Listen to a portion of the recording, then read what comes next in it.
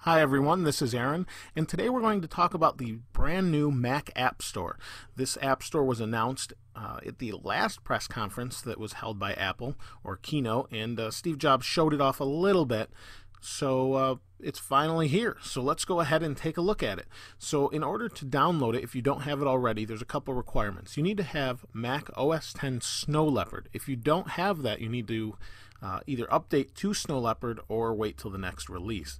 So in order to get it, what you need to do is click on the Apple, and you're going to go to Software Update, and it'll check for new software, and once that's finished, you'll see a dialog box similar to this, and it says there's a Mac update. It doesn't specifically say there is an App Store installation or update, but that's what that Mac update is.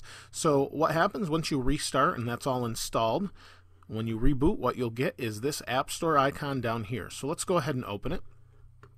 And it looks very similar to the iPad App Store, if you've been on the iPad and used it. So you have some featured things at the top, you have some new and noteworthy. As we scroll down, you have what's hot, and you also have staff favorites down towards the bottom. Now what you do with this App Store is a quick install of all applications directly to your computer. There is no more downloading, installing, or anything like that. And I'll show you that in a moment. But first of all, one thing that Apple has done that's really nice is they have taken their applications such as iWork, and instead of buying the whole suite for $49, you can simply buy them individually, as you see here. Keynote, Pages, and Numbers down here. Now they all say they're installed because I do own iWork, and you can see it's picked up iPhoto. Now it picks up what's installed for the most part. I also own Pixelmators. You can see it down in the dock here, yet when I showed it or found it in here, I was unable to see that it was installed, so I'm not sure why it's not picking that up. Either way though, this is a pretty nice way for Apple to be selling things, I think, as far as ease of use.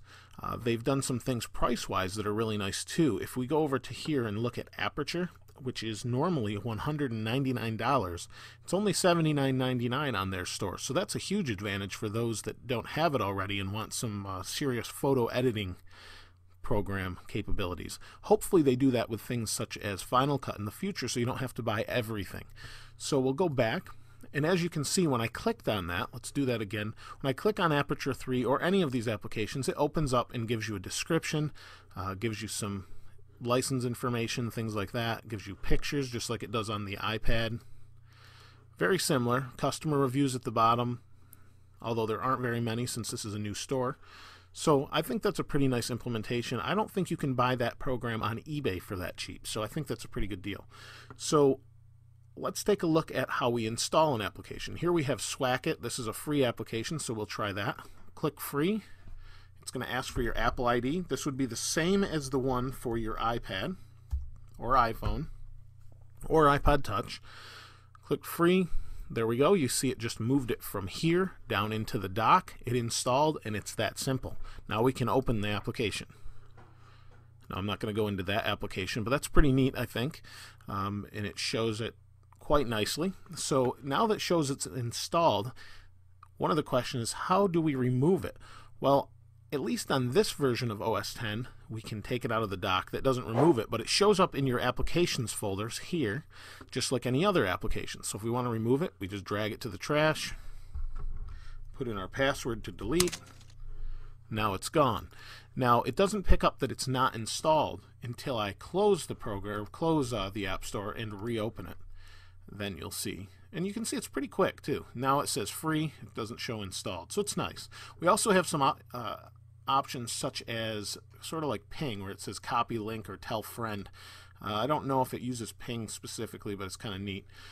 We also have at the top, we have top charts, categories, purchases, and updates. So there's some things I just purchased, which were all free.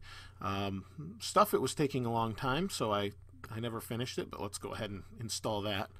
And The nice thing about this is the updates. When you click on updates, although there aren't any updates since this just came out, it'll be updating the applications just like you do with the iPhone or iPad, which I think is really nice. Now, there are some concerns about this program, especially when it comes to Lion, the next version of OS X. And the reason for that is we're hoping that Apple doesn't just make you go through this app store. And the reason for that is they don't allow betas and they don't allow trial versions of software, things like that so far.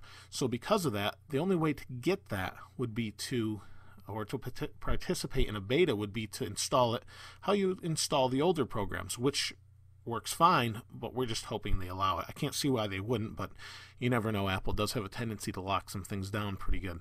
Other than that, though, I think it's a great step in making things very simple, and hopefully reduces the price of a lot of different applications for those of us that buy a lot of applications or review them. Overall, though, I think only time will tell if this is going to be the next way of buying things on computers such as Mac, and maybe see it move over to Windows. That's pretty much it, I think, for the App Store. If you have any questions, though, that I haven't answered, or you're not able to try it yourself because you don't have Snow Leopard, I'll try to do the best to answer those questions. I appreciate everyone that's subscribed. Please comment, and thanks for watching. This is Aaron. I'll see you next time.